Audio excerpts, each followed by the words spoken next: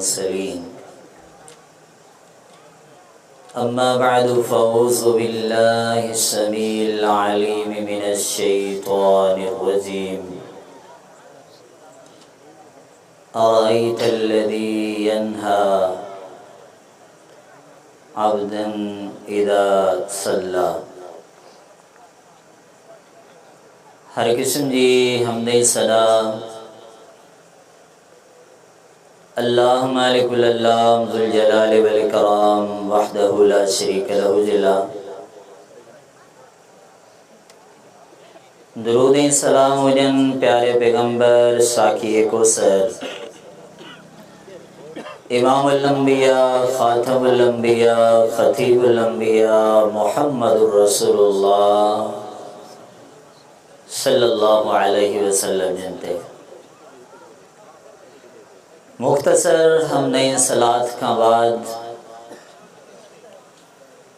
उम्मीद है हिन मजमे में वेठल मुझा खोड़ सारा भाइर इंशाअल्लाह पंज वक्त जा नमाजी होंदा। हिकड़ो सवाल है जेको अवां पंहिंजे ज़मीर खां नमाज पढ़ण खां पोइ ज़रूर पुछंदा करियो ऐं उन जो जवाब पंहिंजी ज़िंदगी में ॻोल्हण जी ज़रूर कोशिश करियो। नमाज त अल्लाह कवल हाकिमीन जी हिकड़ी अज़ीम इबादत आहे। बंदे जो अल्लाह कवल हाकिमीन सां डायरेक्ट कांटेक्ट ऐं राब्तो आहे। पाण नमाज पढ़ीसीं पर नमाज जी लज़्ज़त ऐं मिठास पाण दिल में केतिरी महसूस कंदा आहियूं। ही सजदे जी इबादत अल्लाह के ॾाढी प्यारी आहे। सजदे जो सुरूर पाण केतिरो महसूस कंदा आहियूं। क़ियाम रुकू तशहुद जी अदा यकीनन इंसान जी ज़िंदगी जा रूह परवर दिलचस्प दिलकश ऐं खूबसूरत मनाज़िर है। इन मनाज़िर में अवां जे दिल के सुकून घणो मिलंदो आहे। पाण उमूमी तौर हिकड़ो तज़किरो कंदा आहियूं। सिंधी जो हिकड़ो मिसाल आहे। चऊं था वा कंहिंजो खिलण बि ख्वारी कंहिंजो रोअण बि राहत।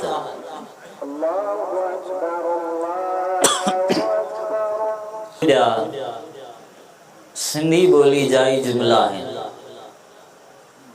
त कंहिंसां गॾु वेहंदे कंहिंसां गुफ्तगू कंदे कंहिंसां ॻाल्हाईंदे चाहे कचहरी कहिड़ी बि हुजे पर पाण चवंदा आहियूं कंहिंजो रोअण बि राहत आहे। इन जो मतिलबु इहो आहे अवां जी ज़िंदगी जा के मनाज़िर के मौक़िया के किरदार अहिड़ा हूंदा आहिनि जंहिंमें इंसान के दिली तौर सुकून मिलंदो आहे। हिकु इंसान सां गुफ्तगू थी अवां जो दिल ॾाढो ख़ुशि थी वियो। आउं पुछां थो नमाज में तव्हां अल्लाह सां गुफ्तगू कई आहे, हाणे केतिरा ख़ुशि आहियो। आम इंसान सां कचहरी थी तव्हां चओ था ॾाढो ख़ुशि आहियां फलाणे सां मुलाक़ात थी आहे। नमाज में त तो डायरेक्ट अल्लाह सां गुफ्तगू कई आहे। ॿुधा हाण तूं केतिरो ख़ुशि आहीं। चऊं था साईं ज़िंदगी जा वॾा मसला हुया, वॾियूं परेशानियूं हुयूं, वॾा ग़म हुया, ज़िंदगी टेंशन परेशानी सां भरियल हुई पर साईं तव्हां सां कचहरी थी आहे। अहिड़ी रूह वारी कचहरी थी आहे, अहिड़ियूं दिल वारियूं ॻाल्हियूं थियूं आहिनि जो सभु परेशानियूं ख़तम थी वियूं आहिनि। हिकु इंसान सां चंद मिंटनि जी मुलाक़ात में तुंहिंजे दिल खे एतिरो इत्मीनान मिलियो आहे। अल्लाह जा बंदा नमाज में त तूं अल्लाह सां ॻाल्हाईंदो। ॿुधा घणो इत्मीनान मिलंदो आहे, घणो सुकून मिलंदो आहे। अला बिज़िक्रिल्लाहि तत्मइन्नुल क़ुलूब। अल्लाह फरमाए तो दिलनि जो इत्मीनान ऐं सुकून मूं रखियो ई पंहिंजे यादुनि में आहे।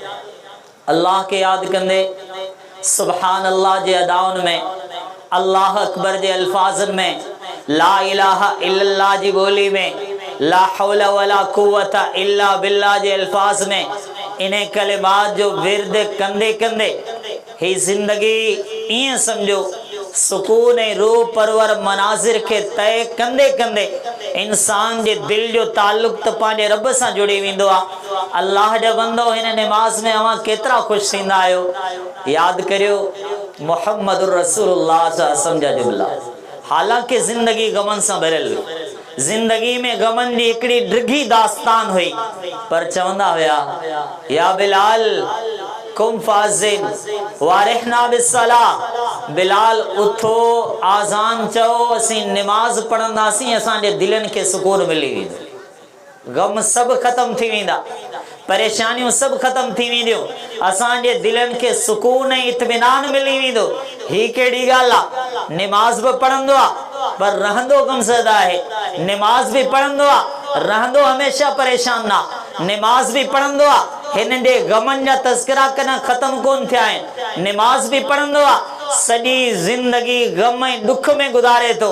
ला इलाहा इल्लल्लाह जी ॿोली सजदे जी अदा, रुकू जी अदा, क़ियाम जी अदा त इंसान खे पुरसुकून बणाए छॾींदी आहे। जरीर बिन अब्दुल्ला रज़ी अल्लाह अन्हु फरमाइनि था, मूंखे इस्लाम आणण खां पोइ जॾहिं बि मुहम्मद रसूलुल्लाह सल्लल्लाहु अलैहि वसल्लम ॾिठो हुयो त अल्लाह जे पैगंबर मूंखे मुस्कुराए ॾिठो हुयो। नमाज में ज़िक्र अज़कार में त दिलनि खे सुकून मिलंदो आहे। मुसलमानो, हे नमाज़ जी अदा अल्लाह खे ॾाढी प्यारी आहे, नमाज़ जी अदा अल्लाह खे तमामु घणी वणंदी आहे। हुन करे अल्लाह नमाज त दुनिया जी हर शइ खे सेखारे छॾी।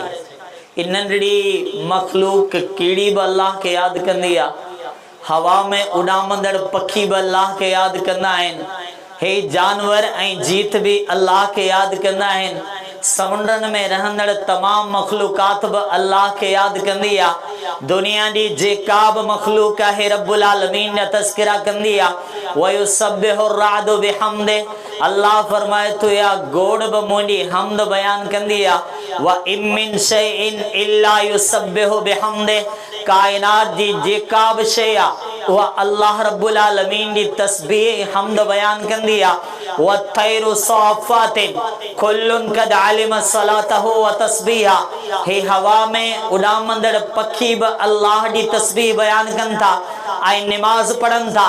व नजमु व शजरु यसजुदान, अल्लाह फरमाए थो तारा बि सजदो कनि था, इहे वण बि सजदो कनि था। दुनिया जी हर मखलूक अल्लाह जी मुती फर्मा बरदार रहे।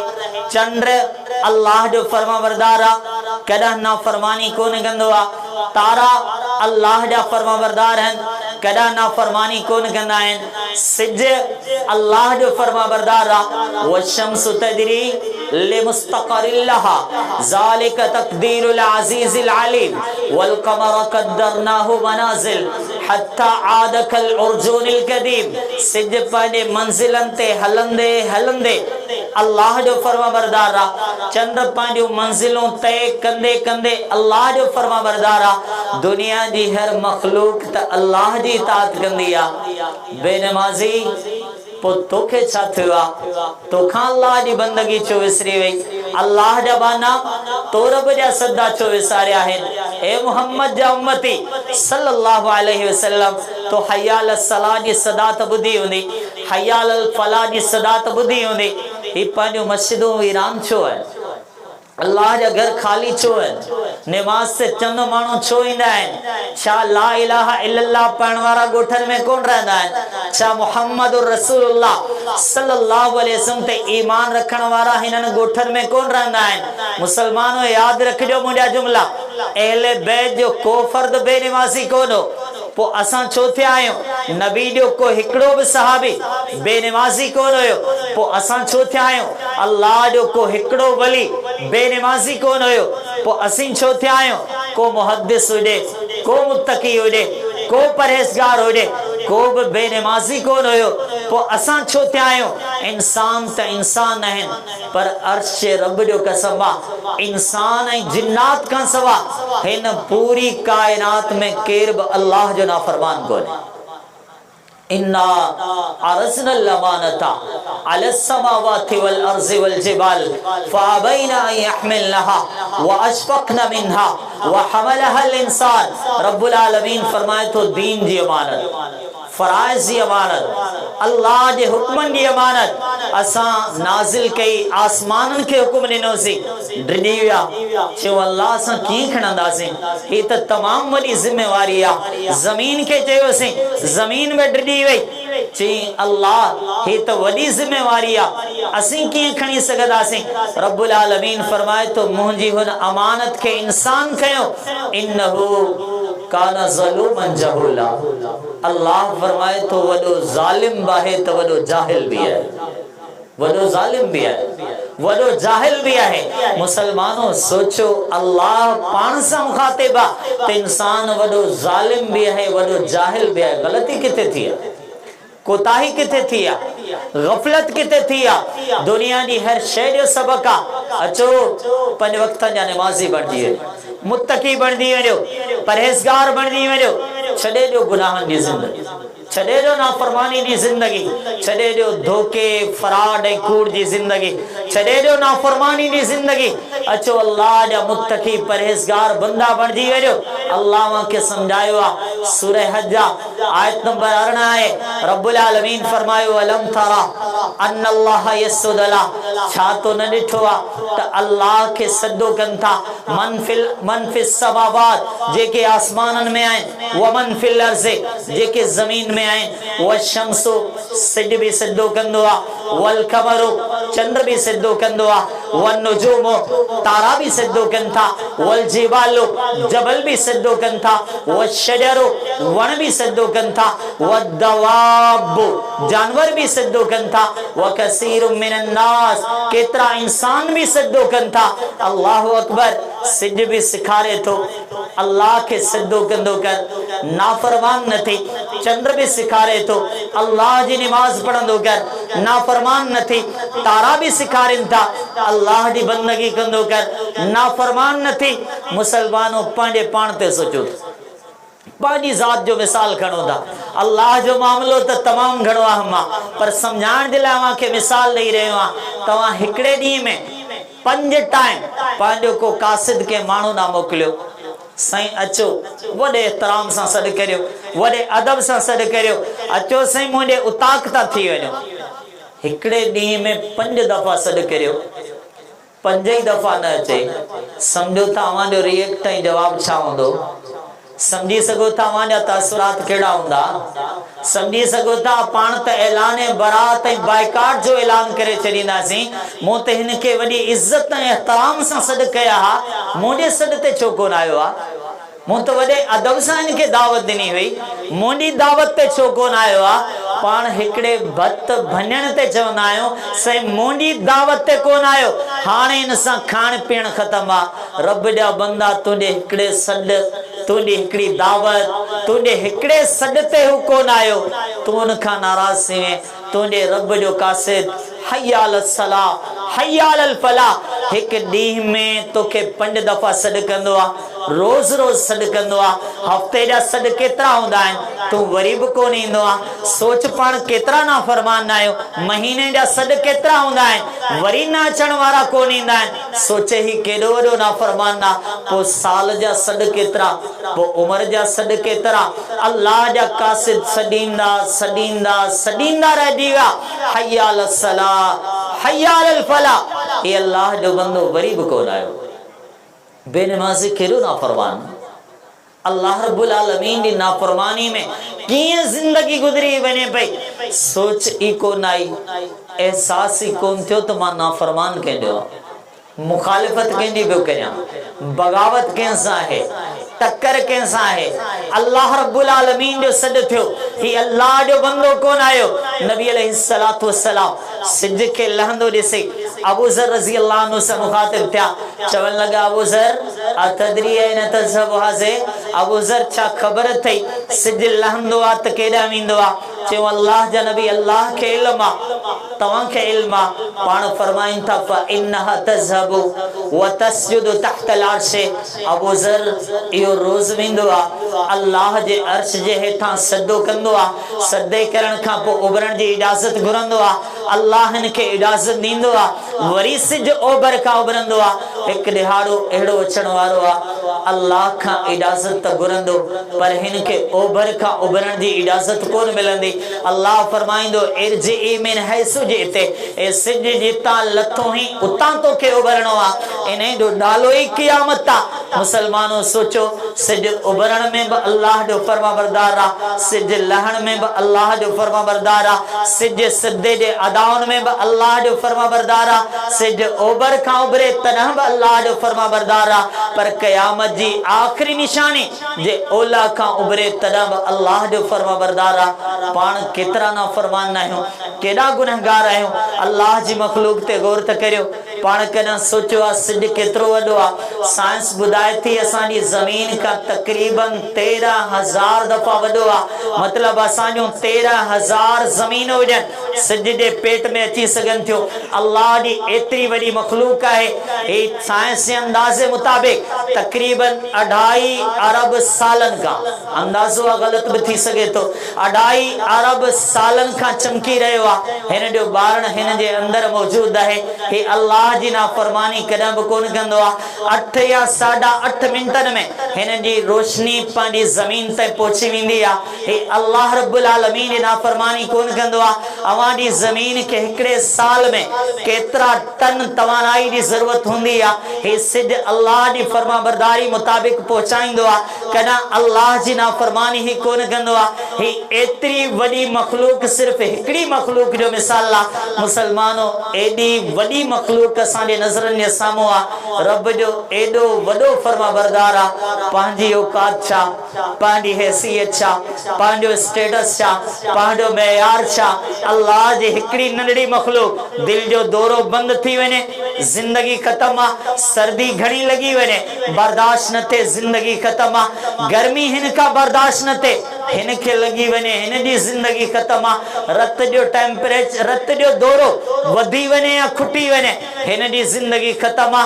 मुसलमानों औकात चाहे, स्टेटस चाहे, वरी नाफरमानी दिसो त इंतहा ते पहुतल आ। अल्लाह जो बागी, अल्लाह दे कुरान जो बागी, रसूलुल्लाह सल्लल्लाहु अलैहि वसल्लम दे फरमान जो बागी, अल्लाह दे उसूलन अहकामन जो बागी, अल्लाह जी ठायल फितरत जो बागी आ। केदा नाफरमान है, केतरा गुनहगार आहियूं। पर कदा पाण सोचो आ हे नाफरमानी केस ताईं, हे गुनाह केस ताईं, अल्लाह जे कानून सां बगावत केस ताईं। छा मौत जे फरिश्ते सां मुलाकात कोन थींदी? छा अल्लाह अहकमुल हाकिमीन दे हुकुम सां पांजी जिंदगी जी पुजाणी कोन थींदी? छा पाण के कफन कोने पाणो? छा पाण के कब्रिस्तान नाहे हलणो? छा पांजे लाइ लह जी अंधेरी कोठड़ी तैयार कोन कई वेंदी? छा पाण के कब्र में नाहे लहणो?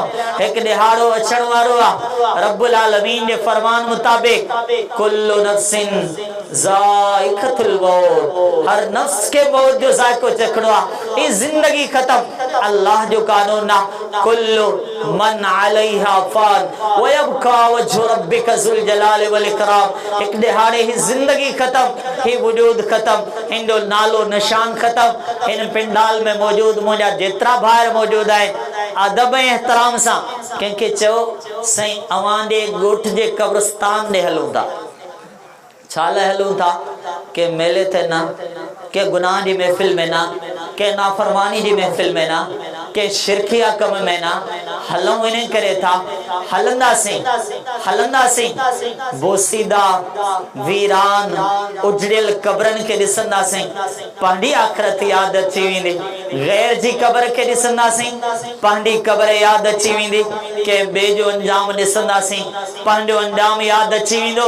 मुसलमानों ॻोठ जे कब्रिस्तान ना वञो, के माण्हू के पूरे कब्रिस्तान जे साम्हूं बिहारे हुन खां पुछो साईं अवां जे परदादे जी कब्र कहिड़ी आ?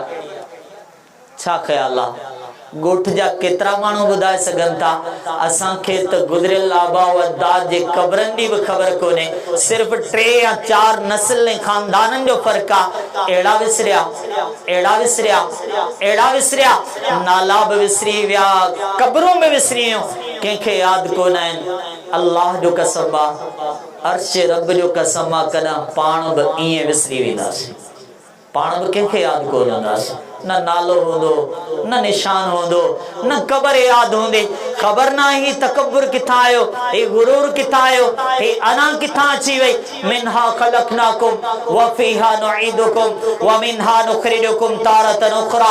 रब्बुल आलमीन फरमायो मिट्टी मझा अवां खे ठाहियोसीं, मिट्टी में अवां खे मोटाईंदासीं, मिट्टी मां अवां खे वापसी जिंदा करे उथारींदासीं।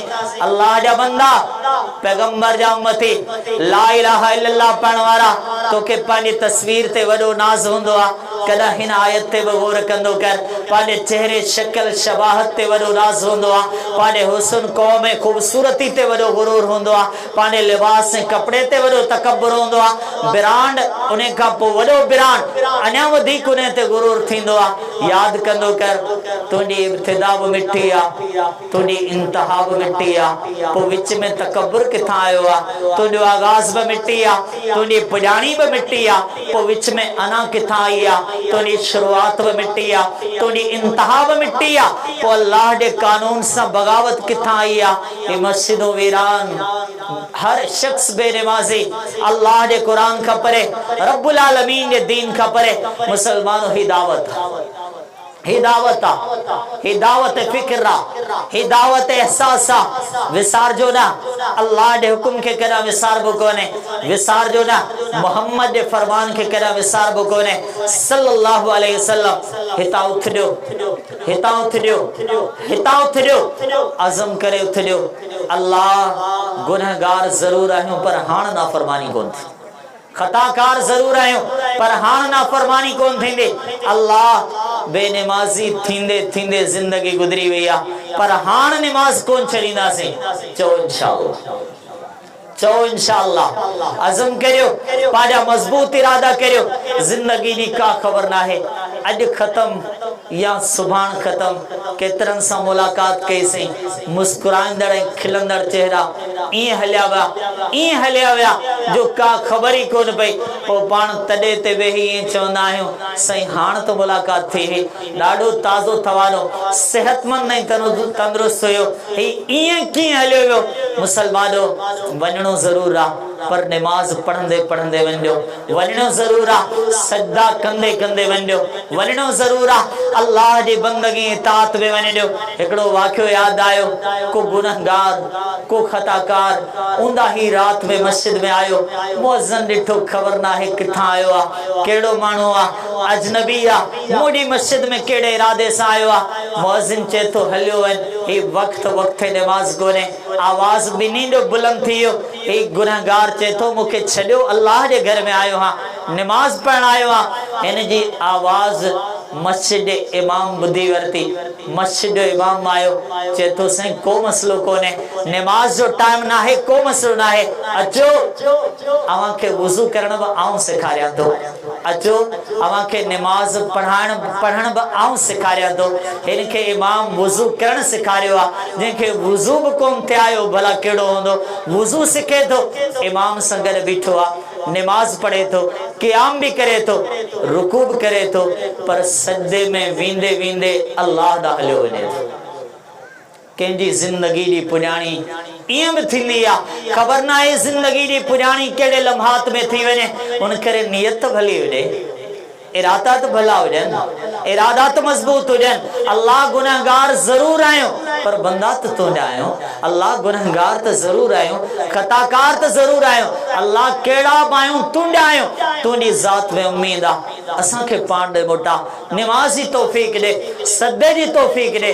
खोड़ माण्हू मिलंदा, दोस्त हूंदा, रिश्तेदार हूंदा, माइट हूंदा, अहले महफ़िल हूंदा, सभु गॾु वेहंदा हूंदा, नमाज़ लाइ उथंदासीं, को हथ मां वठी चवंदो छॾ यार छा लाइ नमाज़ पढ़ंदे, चवंदा को मोहब्बत में रोकींदो, को खिलंदे रोकींदो, को टोकींदे रोकींदो, को ताना ॾींदे रोकींदो, को चवंदो कॾहिं खां सूफ़ी थियो आहीं, कॾहिं खां मुल्लो थियो आहीं, कॾहिं खां नमाज़ी थियो आहीं। रोकण वारा खोड़ मिलंदा, रोकींदा हूंदा, इन्हनि रोकण वारनि जी ख़िदमत में अर्ज़ आहे ऐं जिन्हनि खे रोकियो वञे थो उन्हनि खे बि ॿुधाइण चाहियां थो। रब्बुल आलमीन सूरह अलक़ में फरमायो आहे, अरअयतल लज़ी यन्हा, रब्बुल आलमीन फरमाए थो छा उन ते गौर कोन कयो अथव जेको मुंहिंजे बंदे खे मना कंदो आहे त नमाज़ न पढ़। जेको निमाज़ी के रोकींदो आहे त निमाज़ न पढ़, जेको सदा करण वारे के मना कंदो आहे त निमाज़ न पढ़। रब्बुल आलमीन फरमाए तो अहिड़ा अल्लाह जे दीन खां रोकण वारा, सदे खां रोकण वारा, निमाज़ खां रोकण वारा, मस्जिद खां रोकण वारा पंहिंजी महफ़िल ते बि नाज़ कंदा हूंदा, पंहिंजे पैसे ते गुरूर कंदा हूंदा, पंहिंजी रियासत ताईं वॾे राय बि उन्हनि खे वणंदी हूंदी, पंहिंजी नस्ल दर नस्ल हुक्मरानी बि उन्हनि खे ॾाढी पसंदि ईंदी हूंदी, सभु शयूं पंहिंजी जाइ ते रब्बुल आलमीन फरमाए तो इन्हें के मोकल्ला, इन्हें के इजाजत आ।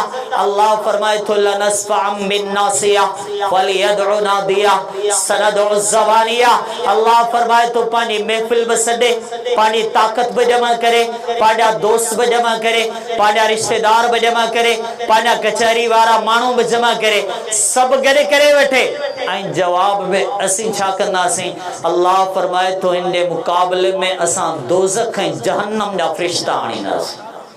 केर जेको निमाज़ का रोकींदो, जेको दीन का रोकींदो आ, जेको तौहीद का रोकींदो आ, जेको दीन की दावत का रोकींदो आ, जेको मोहम्मद जी सुन्नत जी दावत का रोकींदो आ सल्लल्लाहु अलैहि वसल्लम। अल्लाह फरमाए तो उनके मुकाबले में असी जहन्नम जा फरिश्ता आणींदासीं। कल्ला ला तुतिअहु। अल्लाह फरमाए तो मोजा बंदा, ए नमाज पढ़ने वाला, ए तौहीद की दावत देने वाला, ए दीन की दावत देने वाला, ए मुझा महबूब मोहम्मद सल्लल्लाहु अलैहि वसल्लम, कल्ला ला तुतिअहु। इन्हें दी गाल कदह बि न मञा। जेको नमाज का रोकींदो आहे न, इन्हें दी गाल कदह बि न मञा। जेको तौहीद की दावत का रोकींदो आहे, इन्हें दी गाल कदह बि न मञा। हा तोखे कंहिंजी मञणी आहे, पोइ तव्हांखे छा करिणो आहे। ला तुतिअहु, इन्हें नाफरमान की गाल कदह बि न मञियो।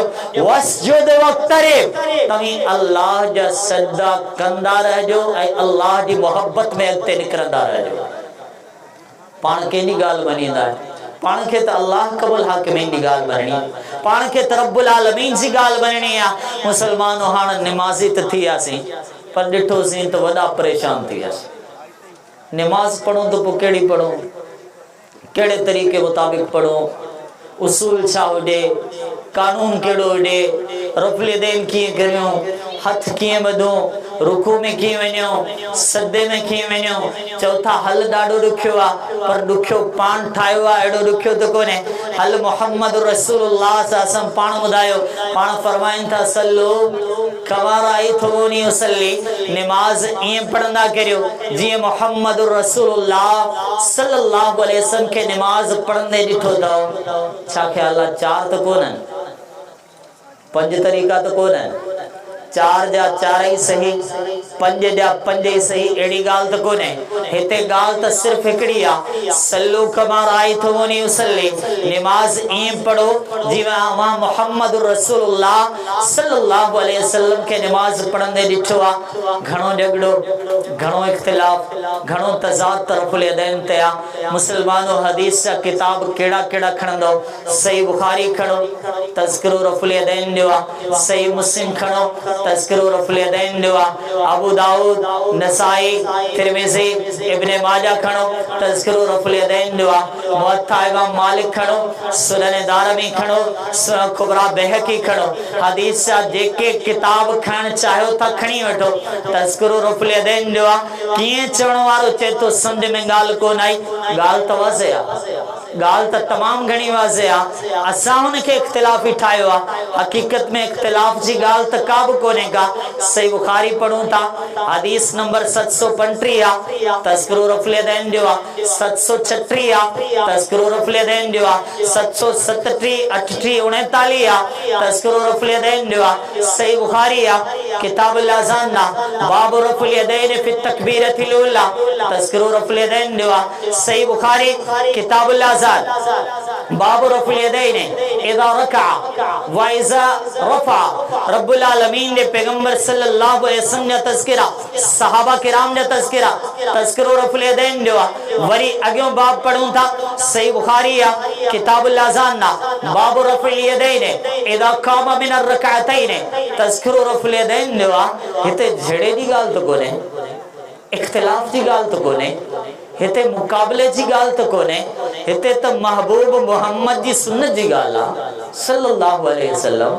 सब जा सब उन्हें जा उम्मती, सब जा सब उन्हें थे कलमा पढ़ने वाला, सबनी जो यकीन ला इलाहा इल्लल्लाह ते आ, सबनी जो यकीन मुहम्मदुर रसूलुल्लाह सल्लल्लाहु अलैहि वसल्लम जे फरामीन ते आ।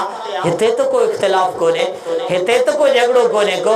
मुसलमानों जेकर सहाबा किराम दी गाल करियूं था, अली रज़ी अल्लाह अन्हु का रफ़ुल यदैन जो तज़किरो इमाम बुखारी रहमहुल्लाह जो लिखियल किताब जुज़्उ रफ़ुल यदैन सही सनद से साबित आहे। अली मुर्तज़ा रज़ी अल्लाह अन्हु रफ़ुल यदैन कंदा हा।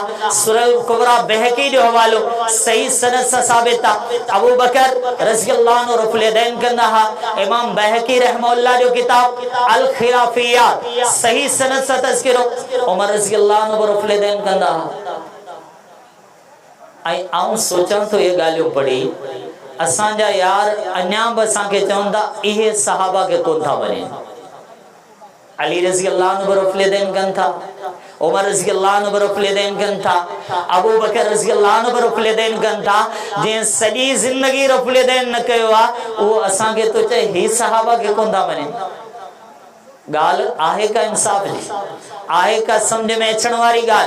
ताबईन जो तज़किरो करियूं था, इमाम मखूल रहमहुल्लाह रफ़ुल यदैन कनि था, अता रहमहुल्लाह रफ़ुल यदैन कनि था, सईद बिन जुबैर रहमहुल्लाह रफ़ुल यदैन कनि था।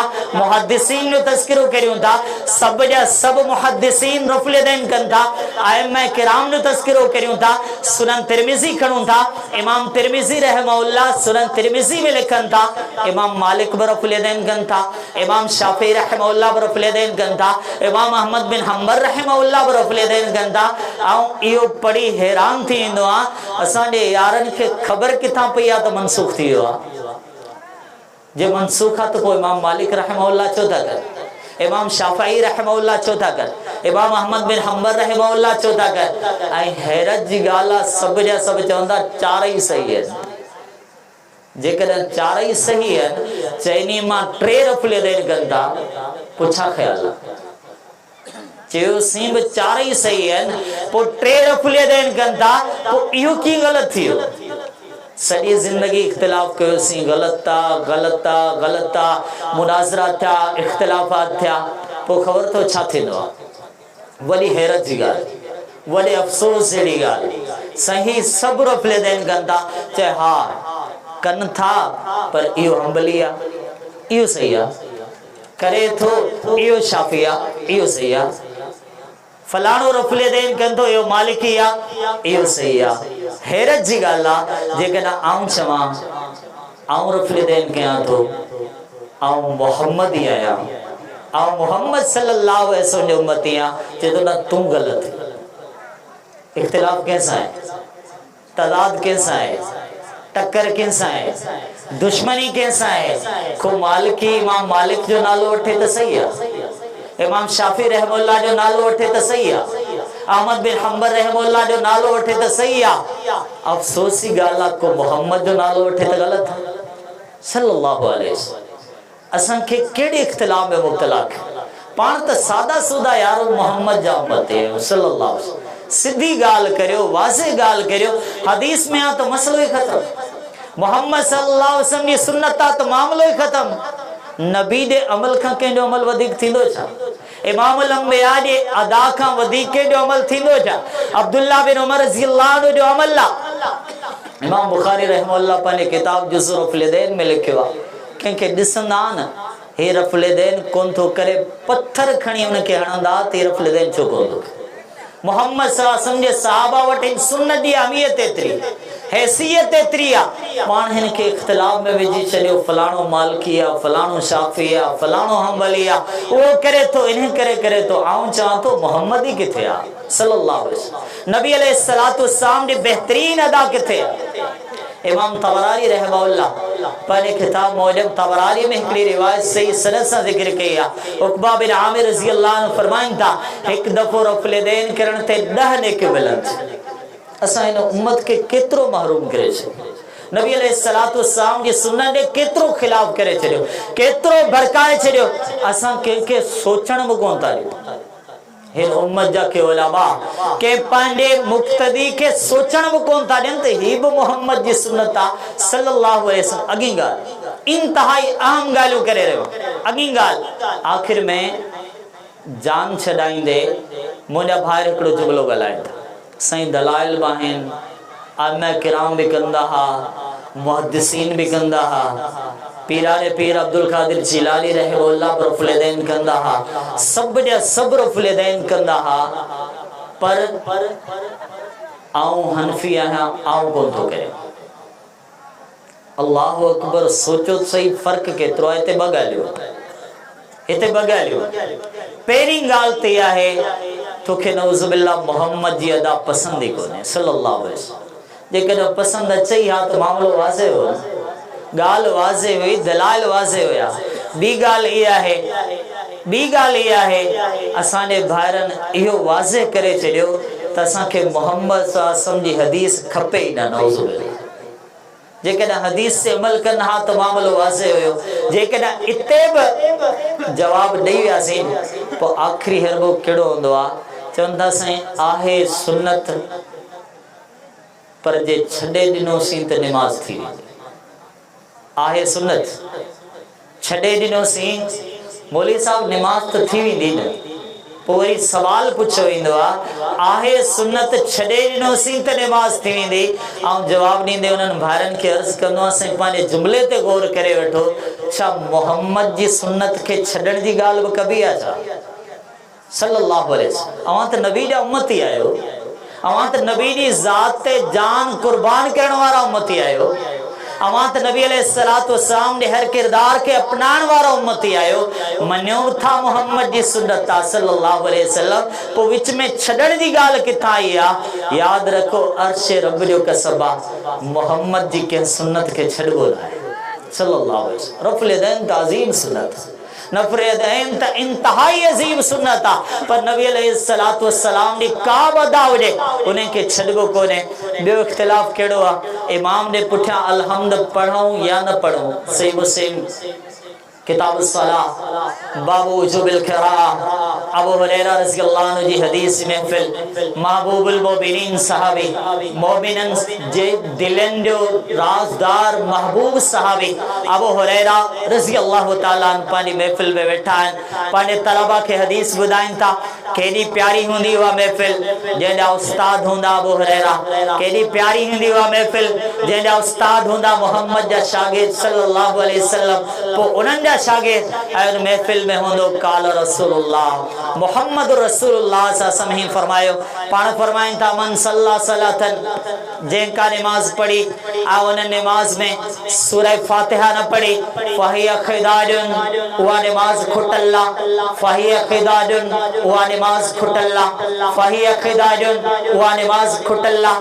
कंहिं पुछण वारे पुछो अराइता अन्ना नखूरा वरा अल इबाब, अबू हुरैरा छा ख्याल आहे जेकॾहिं इमाम जे पुठियां हुजां त पोइ? अबू हुरैरा फरमाइनि था इक़रा बिहा फी नफ्से, इमाम जी इक़्तिदा में हुजे तॾहिं बि सूरह फातिहा खे पढ़ंदो कर। इन खां वधीक वाज़े ॻाल्हि कहिड़ी थी सघे थी? इन खां वधीक वाज़े हुकुम कहिड़ो थी सघे थो? पर ॻाल्हि इते ख़तम कोन्हे, ॻाल्हि त अञा अज़मत वारी बाक़ी आहे, वॾे मक़ाम वारी ॻाल्हि बाक़ी आहे। हीअ त नसीब जी ॻाल्हि आहे जंहिं फातिहा पढ़ी आहे, हीअ त नसीब जी ॻाल्हि आहे जंहिं फातिहा सां अहिड़ी मुहबत कई आहे। उन जी मुहबत अल्लाह सां कीअं थींदी आहे, वरी अल्लाह जी मुहबत उन सां कीअं थींदी आहे? अबू हुरैरा रज़ियल्लाहु अन्हु फरमाइनि था मूं ॿुधो मोहम्मद रसूलुल्लाह सल्लल्लाहु अलैहि वसल्लम खां, अल्लाह जे नबी फरमायो, अल्लाह ताला फरमाए थो, मतलब कि हदीस कुदसी आहे, ॾाढी प्यारी हदीस, अल्लाह जी मोहब्बत से भरियल हदीस जे दिल में अल्लाह जी मोहब्बत आ, इन्हें हदीस के याद करे वरी इन्हें मोहब्बत से इमाम दे पुठिया फातिहा पढ़ंदो करे। अल्लाह फरमाए तो कसम तो सलात बैनी व बैन अब्दी, नमाज के मां पांडे विच में ऐ पांडे बंदे दे विच में विराए छडियो आ। जदा मोडो बंदो पढ़ंदो आ अल्हम्दुलिल्लाहि रब्बिल आलमीन, आऊं चवंदो आ हमदनी अब्दी, मोडे बंदे मोडी तारीफ कई आ।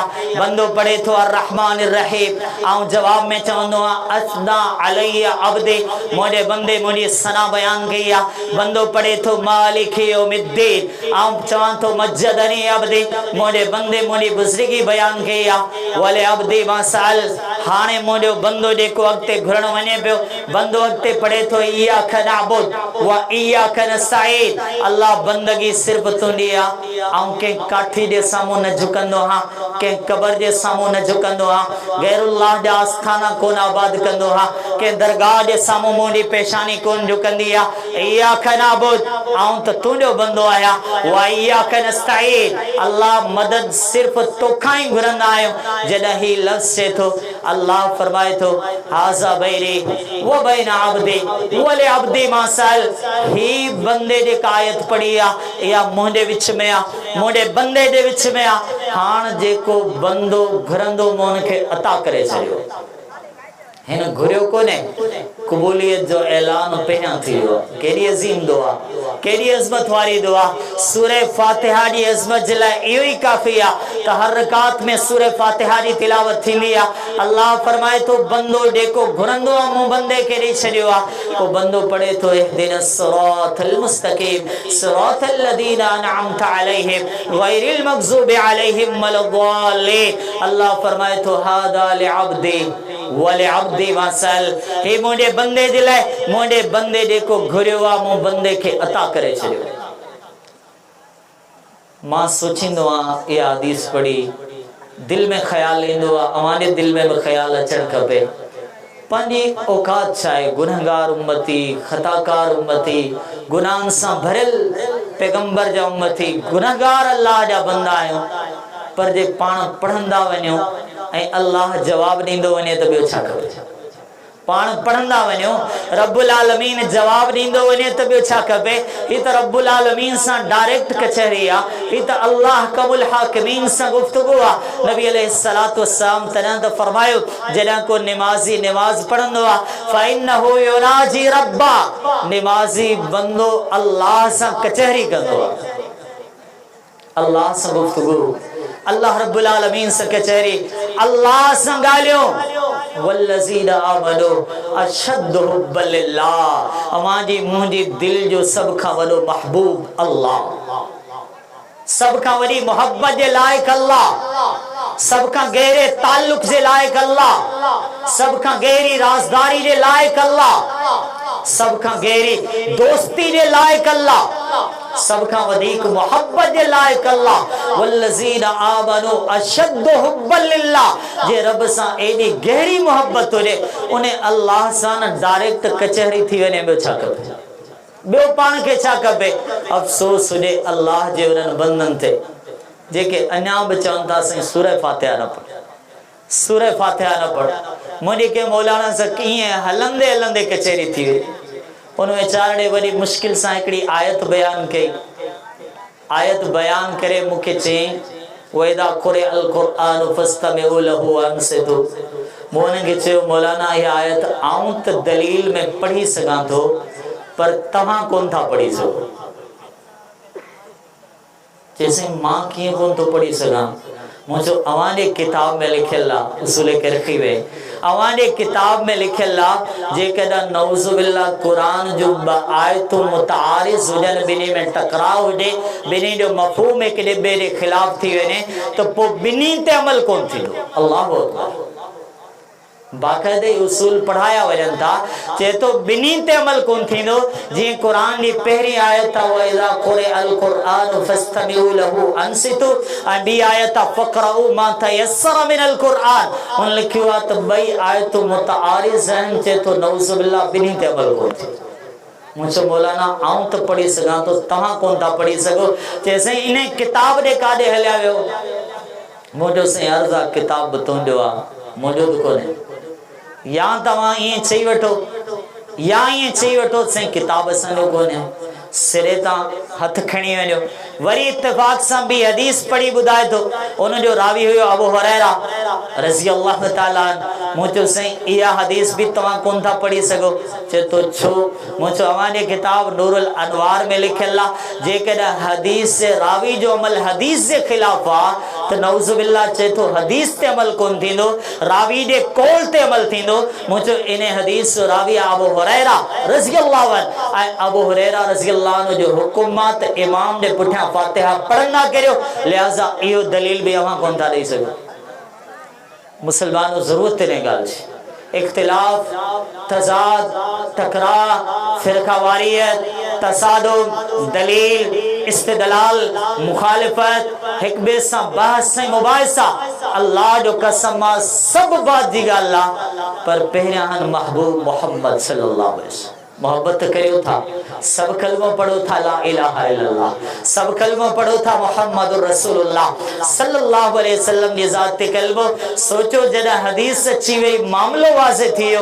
मुसलमानो आऊं पांजी गुफ्तगू के इते खत्म करण चाहां तो हिन जिंदगी ते एक मिनट एक लफ्ज़ो एक घड़ी को भरोसो कोने मोटी अचो पाने खालिक दा मोटी अचो पाने मालिक दा मोटी अचो पाने परवरदिगार दा मुझा घणा सादा सुदा भाई हिकड़ी गाल चवंदा आहिनि जान छॾाइण लाइ सही सजदो ही करणो आ सिर्फ अल्लाह के सजदो करियो पो जी करियो आऊं उन्हें के जवाब दींदे चवण चाहां तो मुझा भा अवां जे इन जुमले में महबूब मोहम्मद सल्लल्लाहु अलैहि वसल्लम दी अदा किथे आ अचो अल्लाह सां ये मोहब्बत करियो त अल्लाह जी मोहब्बत जो हक अदा थी वने अचो मुहम्मदुर रसूलुल्लाह सल्लल्लाहु अलैहि वसल्लम सां ये मोहब्बत करियो त पैगंबर जी मोहब्बत जो हक अदा थी वने अल्लाह जी मोहब्बत में पैगंबर जी मोहब्बत में जिंदगी गुजरंदी रहे ऐं गुजरंदे गुजरंदे परी पुरानी ते पहुंची वने दुआ है अल्लाह ताला मांखे मुखे सभी मुसलमानों के अमल की तौफीक अता फरमाए आमीन व आखिर दावाना अनिल हम्दुलिल्लाहि रब्बिल आलमीन।